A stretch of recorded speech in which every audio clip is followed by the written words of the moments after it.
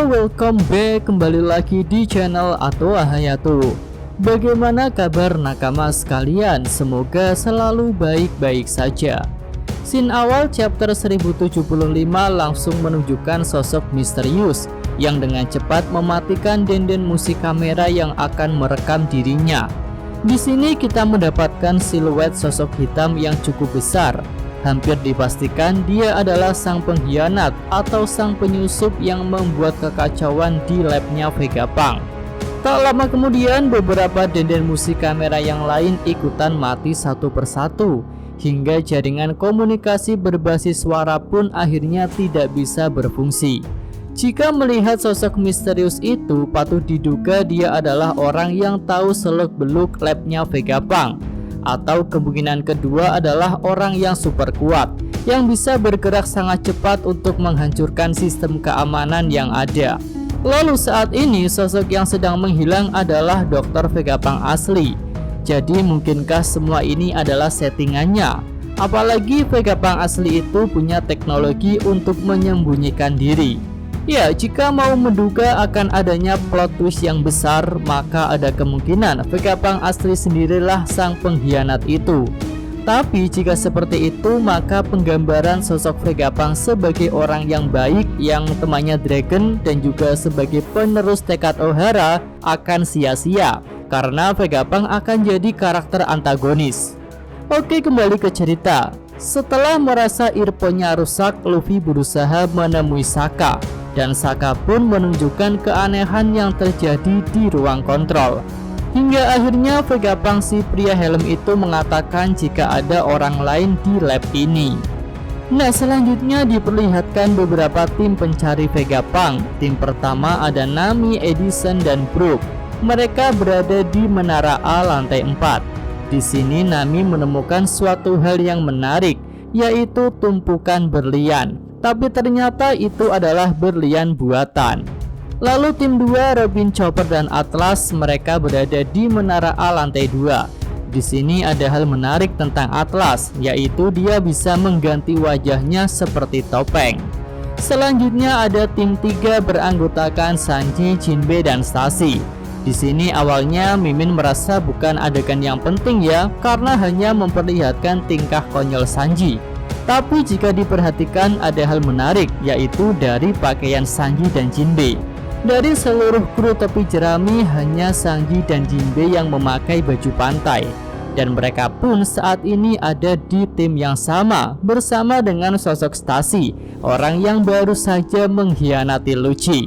Tampaknya akan ada hal menarik yang terjadi di tim 3. Mari kita nantikan. Selanjutnya kita menuju tim 4 yang beranggotakan Lilith, York, Franky, dan Usopp. Mereka berjalan menuju suara ledakan. Lalu di sini Vegapunk Pythagoras terlihat sudah tumbang, tapi bagian kepalanya menghilang. Franky dan Usopp mengira kepala Pythagoras sudah dihancurkan. Tapi ternyata kepala Pythagoras baik-baik saja. Kepala itu melepaskan diri agar bisa selamat dari ledakan. Lilith bertanya apa yang terjadi pada Pythagoras. Apakah itu sebuah kecelakaan ataukah serangan dari musuh? Pythagoras tampak ragu untuk menjelaskan. Dia merasa bahwa sudah terjadi hal yang tidak masuk akal, dan bisa jadi menurutnya itu adalah sebuah kesalahan sistem.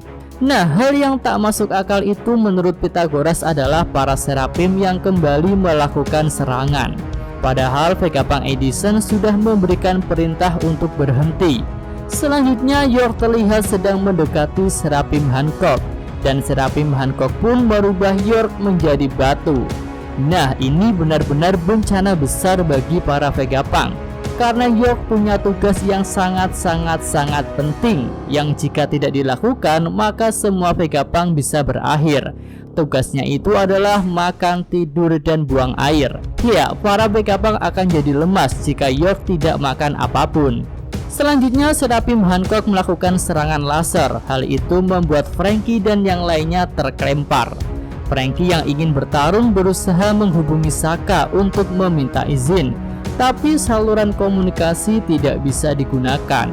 Sementara itu Lilith sangat pesimis jika mereka bisa mengalahkan Seraphim.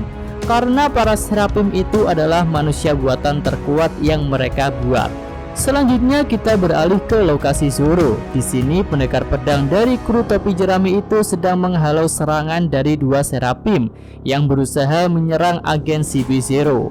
Zoro pun mengatakan akan sangat memalukan jika membiarkan Lucci dan Kaku mati di tangan Serapim dalam keadaan terborgol batu laut.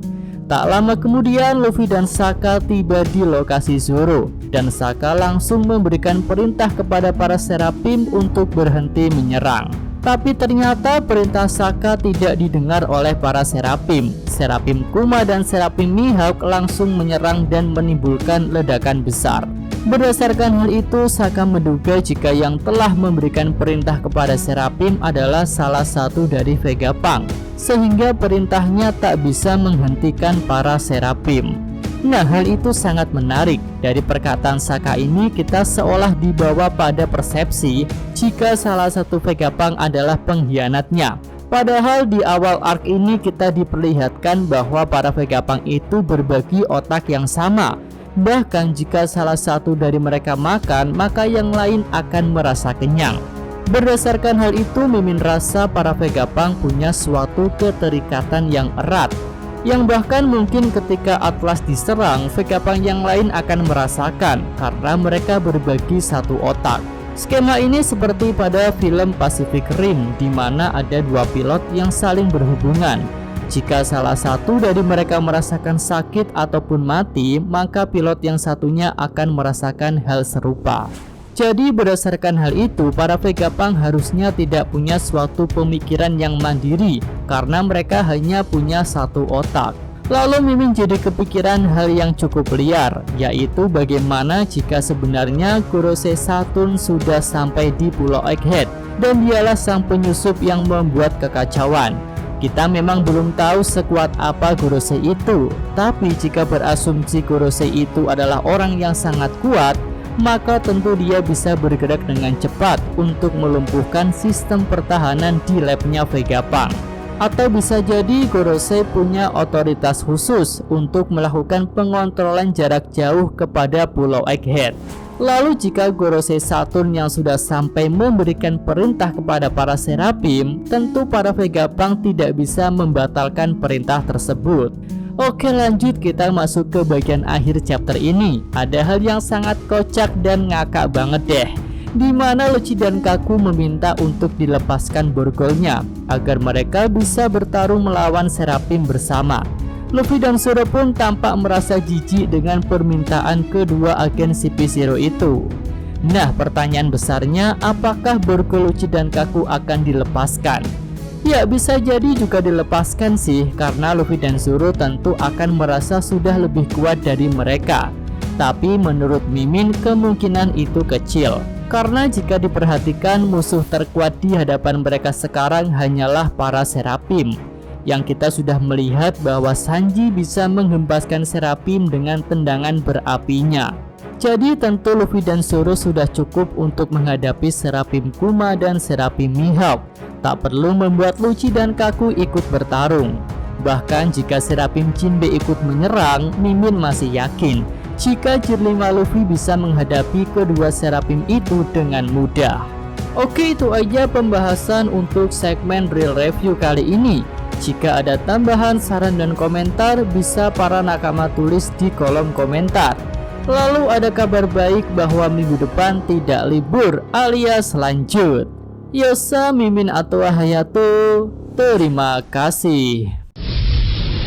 Oke, sampai sini aja video kali ini ya. Semoga nakama sekalian menyukainya. Terima kasih udah nonton. Jangan lupa kasih like-nya dan subscribe channel Atwa Hayato. Yo!